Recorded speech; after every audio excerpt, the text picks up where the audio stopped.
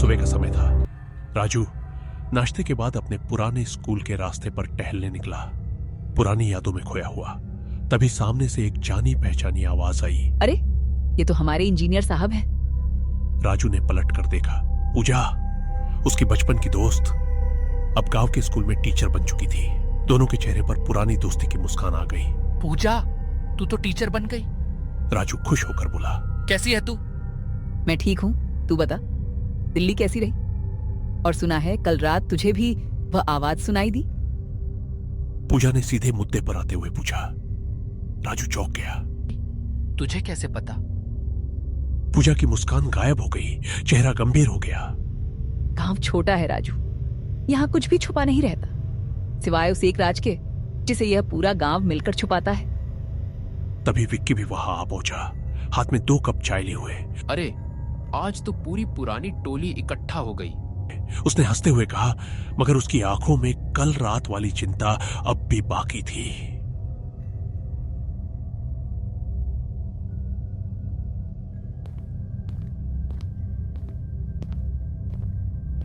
तीनों गांव के बाहर एक पुराने बरगद के पेड़ के नीचे बैठ गए, वही जगह जहां बचपन में वे घंटों बैठकर बातें किया करते थे। दूर धुंध में लिपटी वो पहाड़ी साफ नजर आ रही थी। राजू ने बिना किसी लाग लपेट के पूछा, अब तुम दोनों मुझे सच सच बताओ, ये पहाड़ी का मामला क्या है? क्यों पूरा गांव इससे इतना डरता है? विक्की और पूजा ने एक दूसरे को देखा, जैसे ये तय कर रहे हो कि कितना बताया जाए। पूजा ने गहरी सांस ली और बोलना शुरू किया।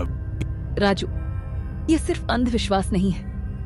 मैं खुद टीचर हूँ, साइंस पढ़ाती हूँ, लेकिन जो मैंने अपनी आंखों से देखा और सुना है उसे नकारा नहीं जा सकता। उस पहाड़ी को गांव वाले सदियों से मनहूस पहाड़ी कहते आए हैं। विक्की ने आगे कहा। बुजुर्ग बताते हैं कि वहां से रात को एक आवाज आती है, कभी घंटियों की तरह, कभी किसी अपने की पुकार जैसी, और जो भी उस आवाज के पीछे पहाड़ी की तरफ जाता है वह कभी वापस नहीं आता। पिछले 20 सालों में कम से कम 7-8 लोग गायब हो चुके हैं। पूजा ने आगे बताया। उसकी आवाज में एक ठंडी सच्चाई थी। कुछ का तो कुछ पता ही नहीं चला, कुछ के सिर्फ जूते या कपड़े मिले पहाड़ी की तलहटी में। राजू के चेहरे पर अब भी संशय था। ये सब कोई प्राकृतिक वजह भी हो सकती है ना? जंगली जानवर, भूस्खलन, कुछ भी। इंसान डरकर अंधविश्वास बना लेते हैं। पूजा ने उसकी आंखों में देखते हुए कहा। मैं भी यही सोचती थी राजू, जब तक मैंने खुद वह आवाज नहीं सुनी, मेरी दादी की आवाज में, जो 5 साल पहले गुजर चुकी हैं। बातचीत के बीच गांव का एक अधेड़ उम्र का आदमी चरण सिंह उधर से गुजरा। वह गांव का एक जाना माना मेहनती किसान था, मगर पिछले कुछ हफ्तों से लोग उसे अजीब हरकतें करते देख रहे थे। अकेले बड़बड़ाना, रात को घर से बाहर टहलना, पहाड़ी की तरफ घंटों घूरना। विक्की ने धीमी आवाज में कहा, देखो राजू, यह चरण सिंह चाचा है। पिछले महीने से इनकी हालत बड़ी अजीब है। कहते हैं इन्हें भी वह आवाज सुनाई देने लगी है, इनकी मरी हुई पत्नी की आवाज में। राजू ने चरण सिंह को गौर से देखा। उसकी आंखों में एक अजीब सी खालीपन थी, जैसे वो यहां होते हुए भी कहीं और खोया हुआ हो। वह पुदपुदाते हुए चला जा रहा था। आ रहा हूं, थोड़ा और इंतजार करो, आ रहा हूं। राजू के मन में पहली बार सच में एक अनजाना डर बैठ गया। पूजा ने राजू का हाथ पकड़ते हुए गंभीरता से कहा, राजू, मुझे पता है तू इंजीनियर है, तर्क में यकीन रखता है, मगर यहां जो हो रहा है वह तर्क से बाहर की चीज है। प्लीज वादा कर कि रात को उस आवाज के पीछे कभी नहीं जाएगा, चाहे वह कितनी भी अपनी क्यों ना लगे। राजू ने एक पल के लिए सोचा। कल रात अपने पिता की आवाज को याद किया, मां का डरा हुआ चेहरा याद किया। उसने धीरे से सिर हिलाया। ठीक है, वादा करता हूं। मगर उसके मन में कहीं गहरे इंजीनियरिंग की तर्कशील सोच अब भी यही कह रही थी। इसके पीछे जरूर कोई वैज्ञानिक वजह होगी, शायद कोई प्राकृतिक गुफा, हवा की गूंज, इंफ्रासाउंड जैसी कोई घटना। मुझे इसका सच पता लगाना चाहिए। उसने यह ख्याल अपने दोस्तों से छुपा लिया। मुस्कुराते हुए बात बदल दी। शाम ढलने से पहले तीनों दोस्त अपने अपने घरों की तरफ लौटने लगे। रास्ते में राजू ने अंकित को फोन किया, उसे पूरी बात बताई, पहाड़ी की कहानी, गायब हुए लोग, चरण सिंह की हालत। अंकित, जो अपने कमरे में कैमरा सेटअप कर रहा था, यह सुनकर उत्साहित हो गया। यार राजू, ये तो एकदम ढांसू कंटेंट है। मैं इस पर एक पूरी व्लॉग सीरीज बना सकता हूँ, हॉन्टेड हिल ऑफ रामगढ़ी। सोच कितने व्यूज आएंगे।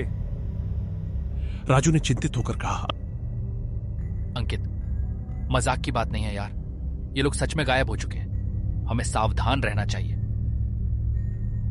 अरे यार टेंशन मत ले, अंकित हंसते हुए बोला। मैं बस दिन में कुछ शॉट्स लूंगा पहाड़ी की तलहटी से। रात को कौन पागल है जो वहां जाएगा। राजू को कुछ अजीब सा एहसास हुआ, जैसे अंकित की यह बात आने वाले किसी खतरे का संकेत हो, मगर उसने इसे नजरअंदाज कर दिया। गांव के दूसरे छोर पर चरण सिंह अपने घर में बेचैनी से टहल रहा था। उसकी पत्नी की आवाज अब उसे लगातार सुनाई दे रही थी। चरण, आओ ना, मैं यहाँ अकेली हूँ, कब से इंतजार कर रही हूँ। चरण सिंह का बेटा, जो बगल के कमरे में सो रहा था, उसे पिता के कमरे से दरवाजा खुलने की आवाज सुनाई दी। उठकर देखा तो चरण सिंह घर से निकलकर धीमे यंत्रवत कदमों से सीधे पहाड़ी की दिशा में चल पड़ा था। आंखें खाली खाली, चेहरे पर एक अजीब सी शांति। बाबा कहाँ जा रहे हो? बेटे ने पीछे से चिल्लाकर पुकारा, मगर चरण सिंह ने पीछे मुड़कर भी नहीं देखा, जैसे उसने सुना ही ना हो। बेटा डरते हुए पीछे भागा, मगर अंधेरे में जल्दी ही चरण सिंह की परछाई पेड़ों के बीच गुम हो गई। बेटे ने पूरे गांव को जगा दिया, मदद के लिए चिल्लाते हुए। अगली सुबह पूरा गांव पहाड़ी की तलहटी में इकट्ठा हो गया था। लालटेन लाठियां लिए मर्द रात भर चरण सिंह को ढूंढते रहे थे, मगर कोई सुराग नहीं मिला। राजू, विक्की और पूजा भी वहां पहुंच गए। ये खबर सुनकर सन्न रह गए। तभी भीड़ में से एक चीख उठी। एक आदमी ने पहाड़ी की ढलान पर झाड़ियों के बीच कुछ पाया था, चरण सिंह का एक जूता, खून के हल्के धब्बों के साथ। इसके अलावा कुछ नहीं, न कोई शरीर, न कोई और सुराग, जैसे वो हवा में गायब हो गया हो। चरण सिंह का बेटा फूट फूट कर रोने लगा। गांव में मातम जैसा माहौल छा गया। औरतें रोने लगी, बच्चे डर के मारे अपनी मां से चिपक गए।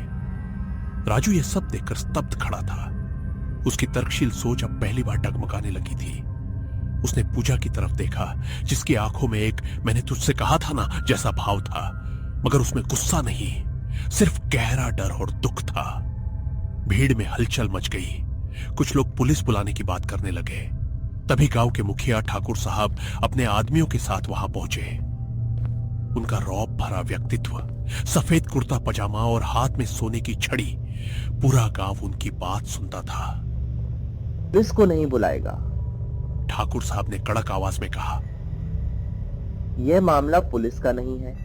हमेशा से हम इसे अपने तरीके से संभालते आए हैं और आगे भी संभालेंगे। राजू को यह बात बहुत अजीब लगी। उसने आगे बढ़कर पूछा,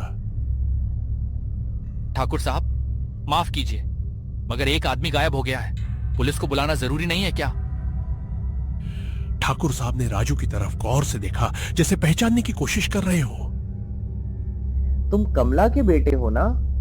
शहर से पढ़कर आए हो। सुनो बेटा, यहाँ के मामले यहीं सुलझते हैं। पुलिस इस पहाड़ी का कुछ नहीं बिगाड़ सकती। बेहतर होगा तुम भी इससे दूर रहो। यह कहकर ठाकुर साहब अपने आदमियों के साथ वहां से चले गए। राजू को उनकी आंखों में कुछ ऐसा दिखा जो सिर्फ डर नहीं था, कुछ और भी था। एक राज, एक अपराध बोध जैसा भाव। जो अपने कमरे में बैठा दिन भर की घटनाओं के बारे में सोच रहा था। चरण सिंह का गायब होना, ठाकुर साहब का अजीब रवैया, मां का डर, अपने पिता की वो आवाज, सब कुछ किसी बड़े राज की तरफ इशारा कर रहा था। उसने अपनी डायरी निकाली, पुरानी आदत, इंजीनियरिंग कॉलेज से, और लिखना शुरू किया। कुछ तो है जो पूरा गांव छुपा रहा है। ठाकुर साहब की आंखों में डर से ज्यादा अपराध बोध था। यह सिर्फ भूत प्रेत की कहानी नहीं हो सकती। इसके पीछे जरूर कोई इतिहास है, कोई सच्चाई है। मुझे पता लगाना होगा। खिड़की के बाहर दूर पहाड़ी की चोटी पर एक हल्की सी रोशनी फिर से टिमटिमाई, जैसे कोई वहां राजू का इंतजार कर रहा हो। दोस्तों, आखिर ठाकुर साहब क्या राज छुपा रहे हैं? चरण सिंह के साथ आखिर क्या हुआ? और क्या राजू का यह संदेह उसे उस मनहूस पहाड़ी की सच्चाई तक ले जाएगा या फिर खुद खतरे में डाल देगा?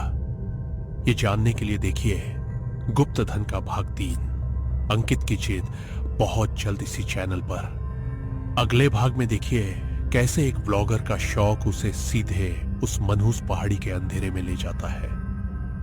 अगर आपको यह सीरीज पसंद आ रही हो तो वीडियो को लाइक करें, चैनल को सब्सक्राइब करें और बेल आइकन दबाना ना भूलें। कमेंट में बताइए आपको क्या लगता है, ठाकुर साहब का क्या राज है? हिंदी स्टोरी वर्ल्ड टून्स के साथ बने रहिए। मिलते हैं अगले भाग में, तब तक के लिए नमस्कार।